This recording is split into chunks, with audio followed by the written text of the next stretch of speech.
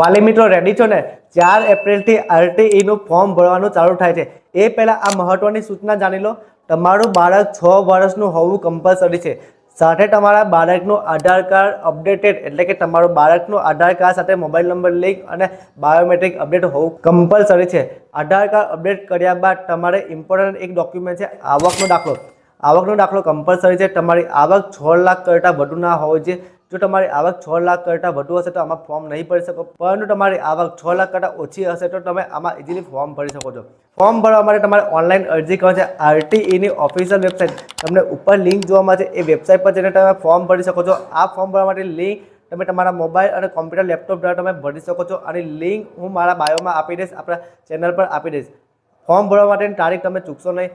પહેલા આ ફોર્મ ભરી દેવાનું રહેશે તમારે। આરટીઈમાં ફોર્મ ભરવા માટે આટલા ડોક્યુમેન્ટની જરૂર પડશે। કયા ડોક્યુમેન્ટ?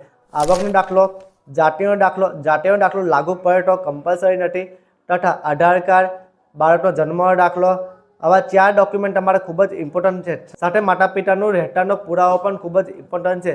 માતા પિતાનો આધાર કાર્ડ, રહેઠાણનો પુરાવો આ પણ ખૂબ જ ઇમ્પોર્ટન્ટ છે। આટલા ડોક્યુમેન્ટ તમારે રેડી રાખવાના છે। અને 4 એપ્રિલથી ફોર્મ ભરવાનું ચાલુ થાય છે, તો ફોર્મ ભરવાનું ચૂકશો નહીં। જેટલું વહેલું તમે ભરશો એટલું સારું છે। આમાં 3 રાઉન્ડ પડશે, અલગ અલગ 3 રાઉન્ડમાં તમે ફોર્મ ભરી શકો છો। રાઉન્ડ વાઇઝ તમે સ્કૂલ સિલેક્ટ કરી શકો છો। તમારા ઘરેથી 10 કિલોમીટર અંતરના આ સ્કૂલ સિલેક્ટ કરી શકો છો। આવા ઇન્ફોર્મેશન માટે અમારા પેજને ફોલો કરજો, તમારા મિત્રોને ખાસ કરીને રીલ શેર કરજો।